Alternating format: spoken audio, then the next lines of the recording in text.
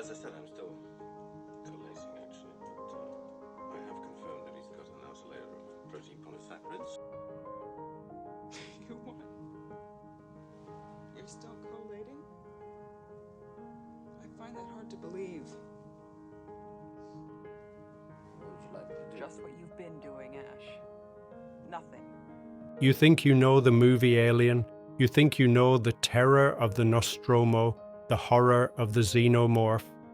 I bet you don't. What if I told you that the most iconic, most terrifying scene in the entire movie was a complete surprise to the actors filming it? I'm not talking about a little surprise. I mean real, genuine shock and fear. What if I told you the creature that haunted your nightmares was created with shredded condoms and that the actors were walking around in literal cowboy boots from a western? The story behind Alien is almost weirder than the movie itself. We're going to pull back the curtain on all of it. Today we're diving deep into the 1979 masterpiece, Alien. This isn't just a movie, it's a landmark of horror and science fiction that has terrified audiences for decades. But the true story, the behind-the-scenes madness, is something else entirely. We replaced him 2 days before we left Thetis with Ash. The procedure is to do what the hell they tell you to do. I just want to get the hell out of here, all right?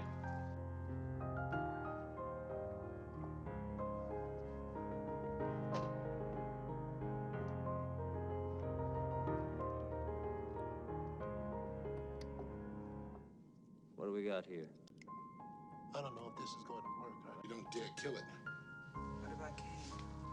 Here's your pen back.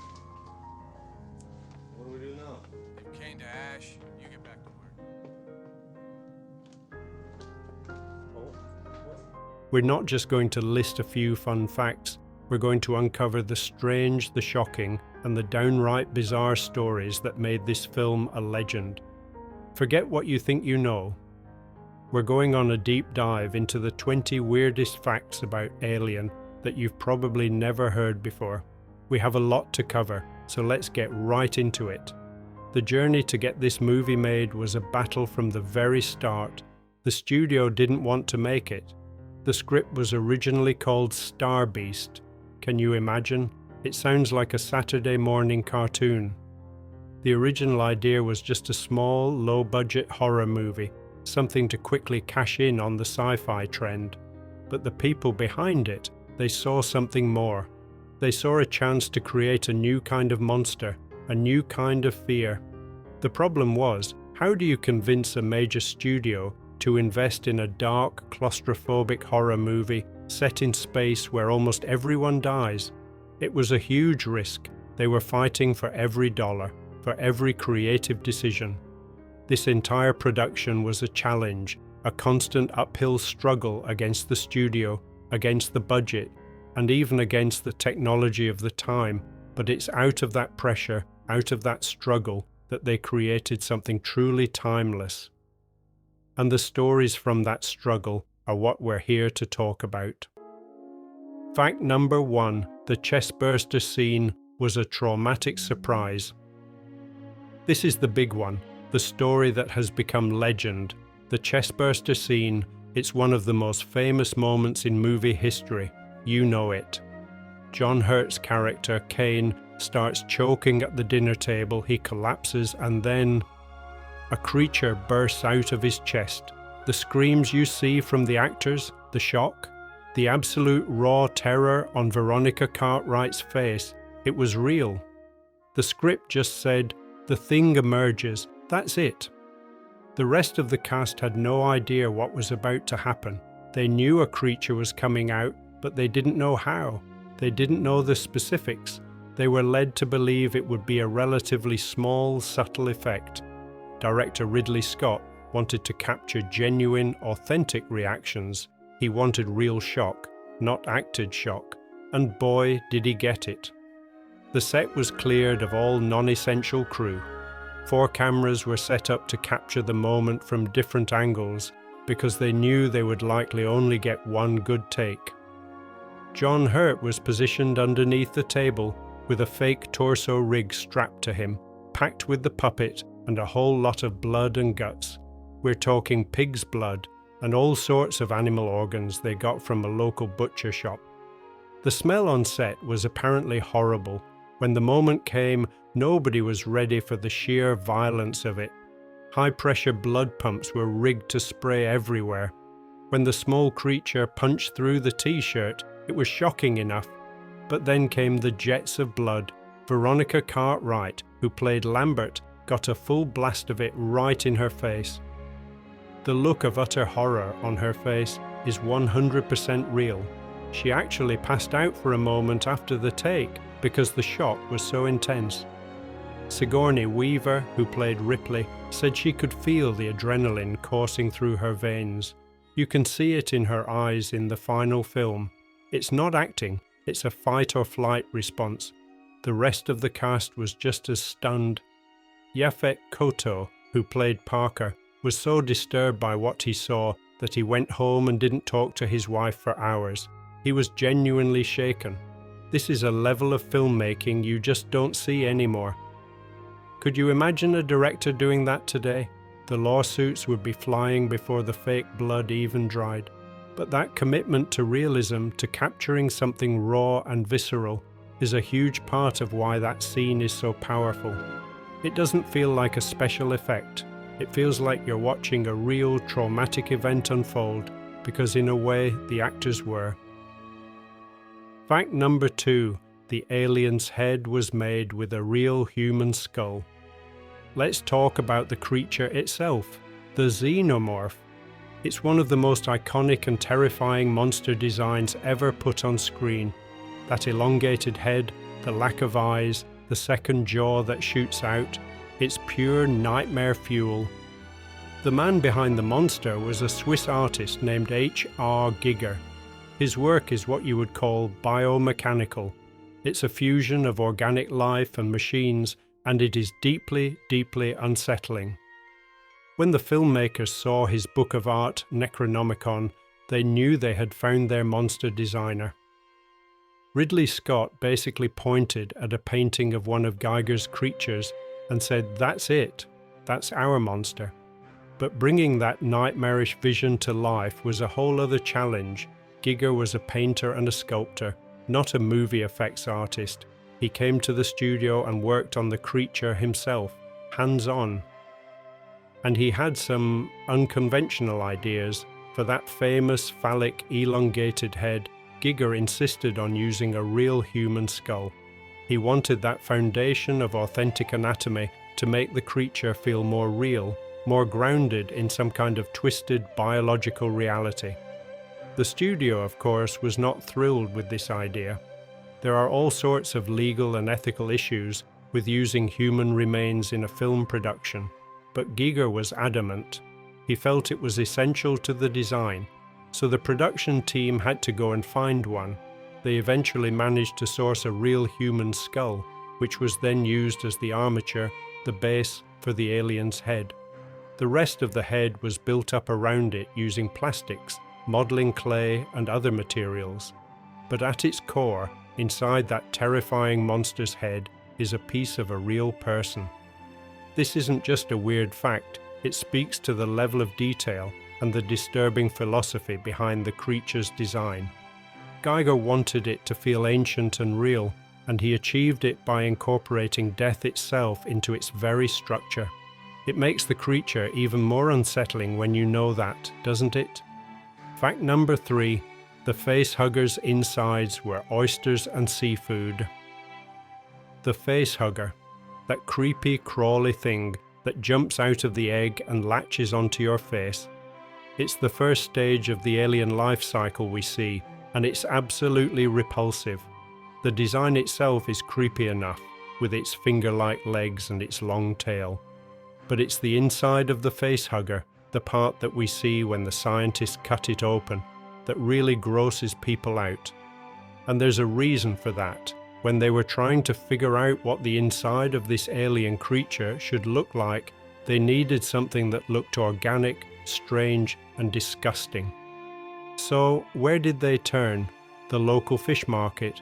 The fleshy, pulsating, gooey insides of the facehugger are literally just a collection of shellfish. They used oysters, clams, and other seafood to create the internal organs of the creature. When the actors are looking down at it on the table, they are looking at a pile of fresh, raw seafood arranged to look like the guts of an alien.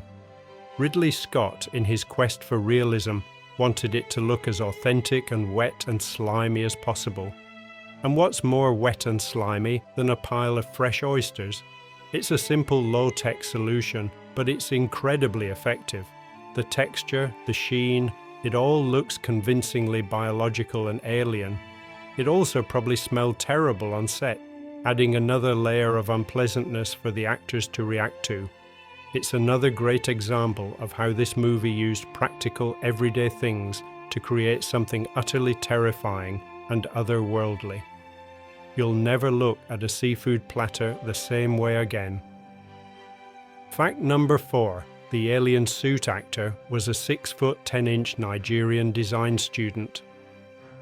Who was the man inside the suit? Who brought the Xenomorph to life?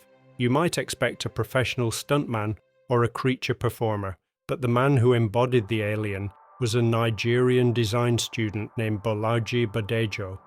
He was discovered by one of the casting directors in a pub in London. They had been struggling to find someone who could fit the suit and move in the way they wanted. They needed someone incredibly tall and incredibly thin. They wanted the creature to have long, slender limbs, to look almost like an insect, not like a bulky man in a rubber suit. Bolaji Badejo was 6 feet 10 inches tall and had a very slender frame. He was perfect. He had no acting experience whatsoever. He was studying graphic design, but Ridley Scott didn't want an actor. He didn't want someone who would perform like a monster. He wanted someone whose movements were naturally strange and unnerving. They sent Bolaji to Tai Chi and mime classes to help him learn to control his movements and to make them slow, deliberate, and creepy. He spent months practicing. The suit itself was a nightmare to wear. It was made of latex and was incredibly tight and hot. He could barely see out of the headpiece, and moving in it was exhausting. But his unique physique is a huge part of what makes the Xenomorph so scary. Its movements are not human. They are slow, graceful, and predatory. Because Bolaji was so thin, you don't get the sense that there's a muscular person inside. It looks like its own strange, skeletal being. It's a case of perfect accidental casting. They found a man who didn't have to act like a monster. His physical presence was monstrous enough. Sadly, Bolaji Badejo passed away at a young age in 1992. He only ever appeared in this one film, but his contribution to cinema history is unforgettable. He was the man who gave our nightmares a physical form. Fact number 5. The spaceship sets were filled with junk. The Nostromo, the spaceship where all the horror unfolds, feels incredibly real and lived in. It doesn't look like the clean, sleek spaceships you saw in movies like 2001: A Space Odyssey. It looks like a working-class truck in space. It's dirty, it's cluttered, and it feels like people have actually been living and working there for a long time. This was a very deliberate choice by Ridley Scott. He wanted the environment to feel authentic. So how did they achieve that look? By filling the sets with junk, literally. The set dressers went to airplane graveyards and scrap heaps and bought tons of old discarded machinery, electronics, and random parts. They took apart old televisions, airplane engines, and whatever else they could get their hands on. These pieces were then kit-bashed or stuck together in new and interesting ways to create the consoles, the corridors, and the engine rooms of the Nostromo. If you look closely at the walls of the ship, you're not seeing futuristic custom-made panels. You're seeing old bits of machinery, spray-painted and bolted to the walls. The keyboards that the crew use are from old teletype machines. There's a story that some of the machinery in the medical bay was actually just a couple of old Rolls-Royce jet engines they rented and turned on their side. This approach did two things. First, it saved a ton of money. Building everything from scratch would have cost a fortune. Second, it gave the ship a sense of history and realism that you just can't get with new, pristine props. It feels like a real functioning piece of industrial equipment because in a way it was built from real industrial equipment.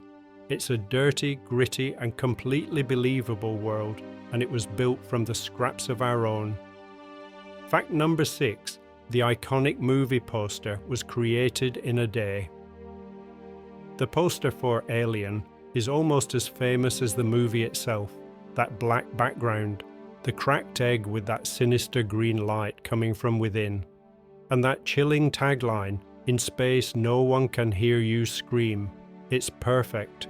It tells you everything and nothing at the same time. It's mysterious, it's scary, and it's iconic. And it was basically a rush job. The marketing department at 20th Century Fox was struggling to figure out how to sell this movie. Was it a science fiction movie, a horror movie, a monster movie? They didn't know how to create a poster that would capture the film's unique tone. They tried a bunch of different designs, most of which featured illustrations of monsters or spaceships, but nothing felt right. Then, one of the marketing executives remembered a designer named Philip Gibbs, who had done some great work on other posters. They were running out of time, so they called him in a panic. Gibbs and his partner, Stefan Frankfurt, came up with the entire concept in a single afternoon. They decided that they shouldn't show the monster. The mystery was the key. The idea for the egg came directly from the movie, but it was Frankfurt who came up with the idea of having the sinister green light seeping out of the crack, suggesting something horrible was inside. He also came up with that legendary tagline. The Alien title itself was designed to be stark and unsettling, with the letters spaced far apart. The whole thing was simple, elegant, and incredibly effective. The studio loved it instantly. It was a moment of pure creative genius under pressure. That poster is a masterclass in movie marketing. It creates a sense of dread and curiosity without giving anything away, and it perfectly captures the terrifying atmosphere of the film. Fact number 7, the actor's wardrobe included cowboy boots. The costumes in Alien are pretty memorable, right? Those bomber jackets, the jumpsuits, the patches, it all adds to that truckers in space vibe. But there's a funny little secret about their footwear. If you look closely, you'll see that the characters are often wearing what look a lot like cowboy boots, and that's because they were. The costume designer John Mollo had just come off working on Star Wars, where he had won an Oscar. For Alien, he wanted a look that was functional and realistic, not futuristic. He designed the uniforms to look like something a real space crew might wear. But when it came to the shoes, they ran into a bit of a problem. They needed something comfortable for the actors to wear all day, but that also looked a bit rugged and different. As it turns out, the studio had a warehouse full of costumes and props from other movies, and in that warehouse was a huge stock of cowboy boots left over from various westerns that had been filmed there. To save money and time, they just decided to use them. They were painted and distressed to look a bit more futuristic and to fit in with the rest of the costumes, but underneath it all, they were just plain old cowboy boots. So, while the crew of the Nostromo is being hunted by a perfect organism in the far reaches of space, they are doing it in footwear designed for riding horses on the American frontier. It's a hilarious and practical little detail that you'd never notice unless someone pointed it out. It's another example of the lo-fi, resourceful filmmaking that made Alien so special. Fact number 8, Sigourney Weaver was a complete unknown. It's impossible to imagine Alien without Sigourney Weaver as Ripley. She is the heart of the movie and became one of the greatest action heroes in cinema history. But at the time, she was a complete unknown. She was a theatre actress with very few film credits to her name. The studio wanted a big star for the lead role. They were pushing for a recognizable name to help sell the movie. But Ridley Scott wanted to cast an unknown. He felt that if you saw a famous actor, you would know they would probably survive. With a cast of relative unknowns, the audience would have no idea who was going to live and who was going to die. It would make the movie more unpredictable and therefore more terrifying. The role of Ripley was originally written for a man. In fact, all the roles in the script were written as unisex. The script just had last names, like Ripley, Dallas, and Kane. It said in the notes that the roles could be cast with men or women. This was a pretty progressive idea for the 1970s. After they decided to make Ripley a woman, they started auditioning actresses. Sigourney Weaver came in for her audition, and she was not what they were expecting. She was tall, intelligent, and had a very strong presence. She wasn't the typical damsel in distress. She had a seriousness and an intensity that was perfect for the character. Ridley Scott was immediately impressed. He had her do a screen test on the partially built sets of the Nostromo, and that sealed the deal. He knew he had found his Ripley. It was a huge gamble to cast an unknown in the lead role of a big studio movie, but it was a gamble that paid off spectacularly. Weaver's powerful performance launched her career and created a cinematic icon. Fact number 9, the alien sound was made with a didgeridoo. Sound is one of the most important elements of a horror movie. The sounds of Alien are just as scary as the visuals. The hum of the ship, the beeping of the computers, the hiss of the creature. It all works together to create an atmosphere of constant, creeping dread. And some of the most alien sounds in the film were created with a very ancient, earthly instrument. The sound designer, Derek Leather, was tasked with creating the vocalizations for the alien. What does a creature like that sound like? It can't just be a generic monster roar. It needed to be something strange, guttural, and otherworldly. Leather experimented with all sorts of animal sounds, recording pigs and leopards and snakes, and then distorting them. But he was still missing something. He eventually found the key ingredient, a didgeridoo. A didgeridoo is an ancient wind instrument developed by indigenous Australians. It produces a low, droning, vibrating sound that is very distinctive and primal. Leather took recordings of the didgeridoo and mixed them with the animal sounds and other electronic effects. That weird, chattering, clicking hiss that the alien makes, a lot of that is a manipulated didgeridoo. It was a brilliant choice. The sound of the didgeridoo is organic and ancient, which fits perfectly with the idea of this primordial creature. But it's also a sound that most audiences in 1979 had never heard before, so it sounded completely alien. It's a sound that gets under your skin. It's another example of the creative, out-of-the-box thinking that made this film so effective. They took a sound from the oldest continent on Earth to create the voice of a creature from another world. Fact number 10, the alien has no eyes. This might seem obvious once you know it, but it's a detail that many people miss, and it's a crucial part of why the creature is so terrifying. The Xenomorph has no visible eyes. On the front of that long, smooth head, there is nothing. No sockets, no lenses, no pupils. It is a blank, polished surface.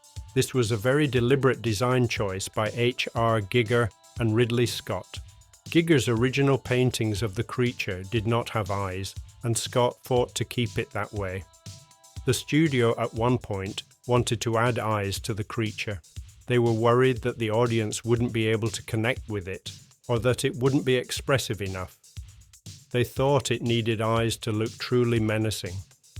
But Scott and Giger understood that the opposite was true. The lack of eyes is what makes it so horrifying. You can't tell what it's looking at. You can't read its intentions. Is it looking at you? Is it about to strike? You have no idea. It's like being in a room with a shark.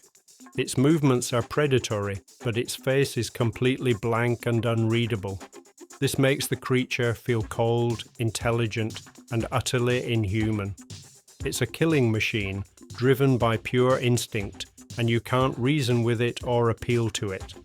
The smooth, featureless head also adds to its creepy, phallic design, which was another intentional choice by Giger to tap into subconscious fears. The lack of eyes makes the Xenomorph a perfect, unknowable horror. You can't look it in the eye and see a soul, because there's nothing there to look at.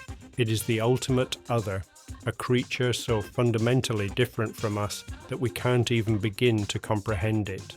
And that is truly terrifying. Fact number 11. The space jockey was not a skeleton. One of the most awe-inspiring and mysterious images in Alien is the discovery of the space jockey.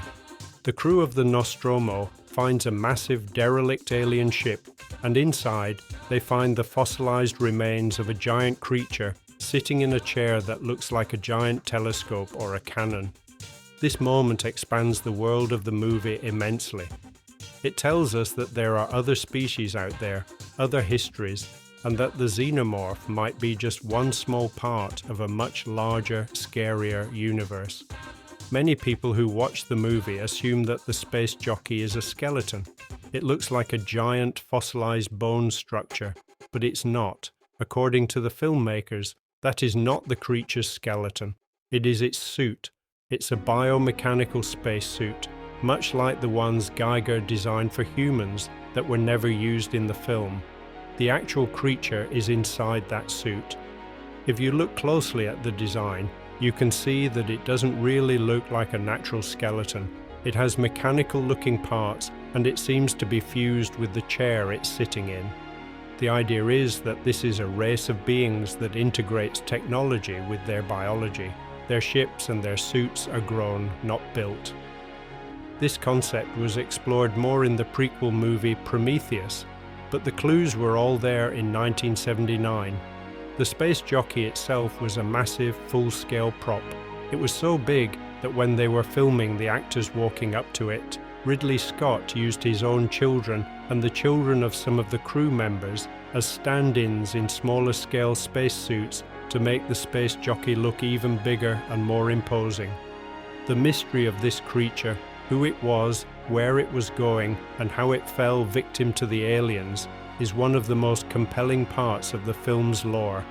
And it all starts with the creepy realization that you're not looking at a skeleton, you're looking at a suit, and something is or was inside. Fact number 12. The ship's computer was named Mother to be unsettling. Mu THUR 6000. That's the official name of the Nostromo's main computer, but the crew just calls her Mother. It's the voice of the ship, the intelligence that guides them and gives them their orders. The name Mother might sound comforting at first. A mother is supposed to be nurturing, caring, and protective, but in the context of this movie, the name takes on a much darker, more ironic meaning. This was completely intentional. The writers, Dan O'Bannon and Ronald Shusett, chose the name Mother specifically for its unsettling undertones. This mother is not caring or nurturing. It's cold, calculating, and secretive. It works for the company, and it prioritizes the company's interests over the lives of the crew. The most chilling example of this is when Ripley discovers Special Order 937. Priority 1. Ensure return of organism for analysis. All other considerations secondary, crew expendable. The maternal figure that is supposed to protect them is actually willing to sacrifice them. This ties into the movie's broader themes of perverted biology and corporate greed. The company, through Mother, becomes a twisted, anti-maternal force that is perfectly happy to see its children die in the pursuit of a new weapon. The alien itself is a horrific parody of birth and reproduction. The name Mother for the computer adds another layer to this theme. It's a subtle but powerful choice that makes the soulless corporation feel even more sinister. The one entity that should have been on their side was programmed to betray them from the very beginning. Fact number 13. Shredded condoms were used on the alien's jaws. We've talked about the alien's head and its eyeless face, but what about its mouth? That terrifying, dripping mouth with the second set of jaws that shoots out to kill its victims. The mechanism for that inner jaw was a complex piece of puppetry, involving cables and levers, but to get that really slimy, fleshy, disgusting look around the creature's mouth, the effects team once again turned to a very strange and unconventional material. H.R. Geiger and the effects team, led by Carlo Rambaldi, who also worked on E.T., wanted the creature's mouth to look organic and wet. They needed a material that was thin, flexible, and translucent, something that could be stretched and layered to look like tendons and tissue. Their solution? Shredded condoms. Yes, you heard that right. They took Trojan condoms and shredded them, then stretched and layered them over the mechanical parts of the alien's jaw mechanism. The latex of the condoms was perfect for creating the appearance of thin, stretched membranes and ligaments inside the creature's mouth. When it was all covered in a lubricant gel, we'll get to that next, it created that uniquely disgusting and fleshy look. It's another one of those bizarre, low-tech, but brilliant solutions that you find all over the making of this film. They needed to create something that looked like biological tissue, and they found a cheap, readily available material that did the job perfectly. It's a testament to the creativity and resourcefulness of the special effects artists. They were literally making monsters out of everyday objects, and in this case, a very personal object. Fact number 14. The alien's slime was KY jelly. What's a monster without slime? The Xenomorph is constantly dripping and drooling. It's covered in a thick, clear goo that makes it look even more repulsive and dangerous. That slime is a key part of its visual identity. So, what was that disgusting slime that was always oozing from the creature's mouth and covering its body? It was KY jelly. Lots and lots of it. The personal lubricant was the perfect material to create the alien slime. It was clear, it was thick, it was viscous, and it was non-toxic, which was important for the actor inside the suit, Balaji Badeyo, and for anyone else who had to get slimed. During filming, the crew would have to slather the alien suit with buckets of KY jelly before every take to make sure it was nice and drippy.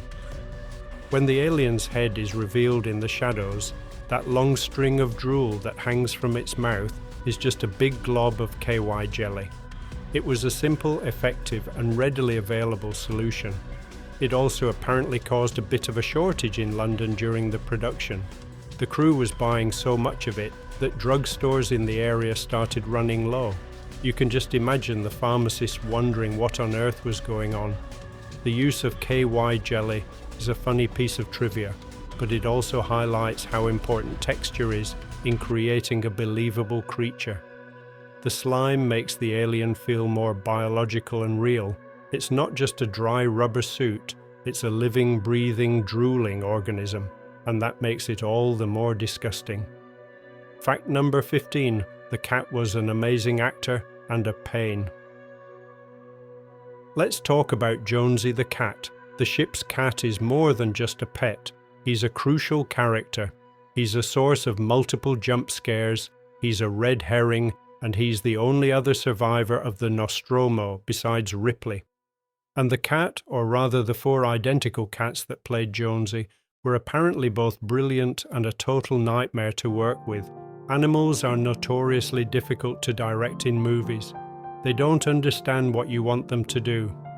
To get Jonesy to react in certain ways, the crew had to get creative. For the scene where Jonesy hisses at the alien, which is hidden in a compartment, they brought in a German Shepherd and hid it behind a screen in front of the cat. The cat wasn't hissing at the alien, it was hissing at a dog it was suddenly confronted with. That's a real genuine reaction of fear and aggression. For the scene where the crew is looking for the cat and Brett gets killed, they needed the cat to run away. How do you make a cat run on cue? You can't, so they built a little track and put the cat on a small moving platform that was pulled along so it looked like it was running. Sigourney Weaver also apparently had an allergic reaction to the cat, or more specifically, to the combination of the cat's fur and the glycerin that was sprayed on the actors to make them look sweaty. She would break out in hives after holding the cat. Despite all the difficulties, Jones's performance is perfect. The cat provides some of the movie's most effective scares and also gives Ripley a reason to risk her life in the final act, making her even more heroic. Fact number 16. The opening title sequence was an accident. The opening title sequence of Alien is incredibly simple and incredibly effective. The title Alien is slowly revealed piece by piece as thin lines appear and form the letters. It's minimalist, mysterious, and sets a very ominous tone for the film. And like many other great things about this movie, it was a happy accident. The title sequence was designed by Richard and Robert Greenberg. They had a concept for how they wanted the letters to form. Their idea was to have them appear as if they were alien hieroglyphics or fragments of something being scanned. They animated the sequence, but when they played it back for Ridley Scott, something went wrong. The computer or the animation machine glitched, and it didn't play the sequence as intended. Instead of revealing the letters in the planned order, it just started spitting out random lines and pieces of the letters. But Ridley Scott saw it and loved it.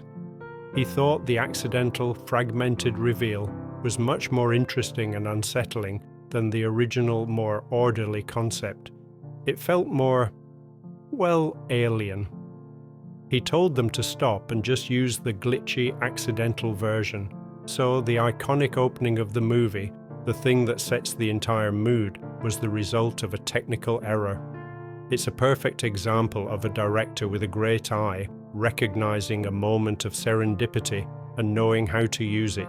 Sometimes the best ideas are the ones you never planned for. Fact number 17. There was a deleted cocoon scene. There is a deleted scene from Alien that is so disturbing that it actually changes the way you think about the alien life cycle. After Ripley is the last human survivor on the Nostromo, she is making her way to the shuttle. In the original cut of the film, she stumbles upon a horrifying sight. She finds the ship's captain, Dallas, and the other crew member, Brett, cocooned to the wall. They are covered in the same resin-like substance that the alien uses to build its hive. Brett is clearly dead, but Dallas is still alive, barely. He's in agony, and his body is slowly being transformed into an egg. He begs Ripley to kill him, and she puts him out of his misery with her flamethrower. This scene reveals a shocking new piece of information about the Xenomorph. It doesn't just kill you, it uses you. It takes hosts and slowly, painfully dissolves them, using their biomass to create new facehugger eggs. This means that the creature is a self-perpetuating life cycle. It doesn't need a queen to lay the eggs. The queen was an idea introduced later by James Cameron in the sequel, Aliens. A single alien can create a whole new generation of monsters from the bodies of its victims. Ridley Scott loved this scene. He thought it was one of the most horrifying moments in the film. But the studio and the test audiences felt that it slowed down the pacing of the ending too much. Ripley was in a frantic race against time to escape, and stopping for this long, gruesome scene killed the momentum. So, reluctantly, Scott cut it. The scene was included as a special feature on later home video releases, and it offers a chilling glimpse into the original, even darker vision for the creature. Fact number 18. The studio hated the movie at first.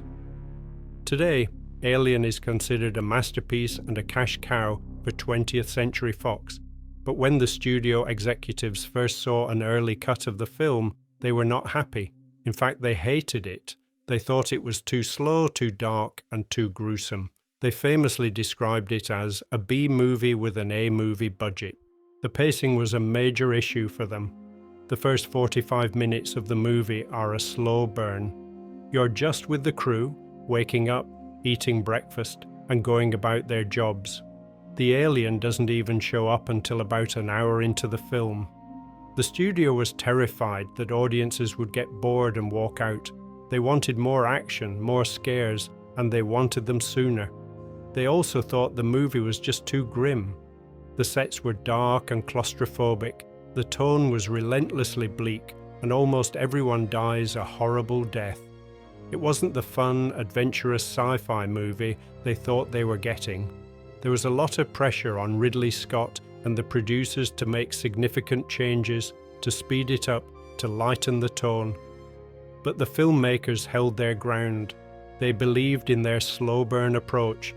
They knew that by taking the time to build the atmosphere and to make you feel like you were on that ship with those characters, the horror would be that much more effective when it finally arrived. And they were right. When they held the first public preview screening, the audience's reaction was electric.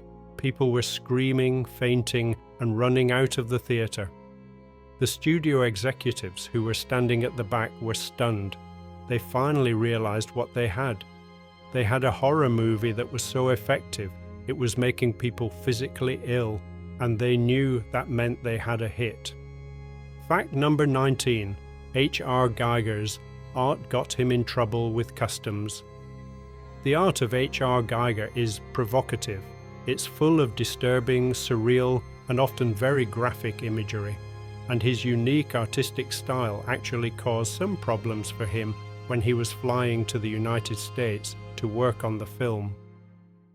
When Giger arrived at US Customs, the agents opened his luggage and were confronted with his portfolio of designs for the movie. They saw his paintings of the facehugger, the chestburster, and the adult alien.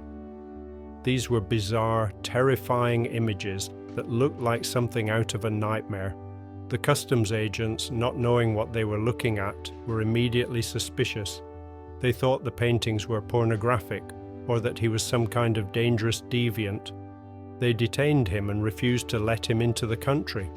They couldn't understand what his job was, or why he was bringing these disturbing images with him. The production team had to be called, and they had to explain that he was a concept artist for a major motion picture. Even then, the agents were skeptical. Apparently, it wasn't until one of the film's writers, Dan O'Bannon, who was there to pick him up, showed them a letter from 20th Century Fox and explained that Giger's art was for a monster movie, that they finally let him go. It's a funny story that illustrates just how strange and shocking Giger's art was, especially at the time. His work was so alien, so outside the norm, that it was literally flagged as a potential threat by government officials. It's a testament to the power of his unique and unsettling vision. Fact number 20. The original script was a comedy. This is perhaps the weirdest fact of all. The very, very first seed of the idea that would eventually become Alien was not a horror movie. It was a dark comedy. The writer, Dan O'Bannon, had previously co-written and starred in a low-budget sci-fi comedy called Dark Star. That movie was directed by John Carpenter, who would later go on to direct Halloween. Dark Star is about a group of bored, incompetent astronauts on a long mission to blow up unstable planets. The movie ends with one of the astronauts being killed by a silly-looking alien that looks like a beach ball with claws. O'Bannon was unhappy with how fake the alien looked. After Dark Star, he wanted to do a similar story, astronauts being terrorized by an alien on a ship, but he wanted to do it as a serious, scary horror film. He basically wanted to remake the last act of his comedy, but play it for scares instead of laughs.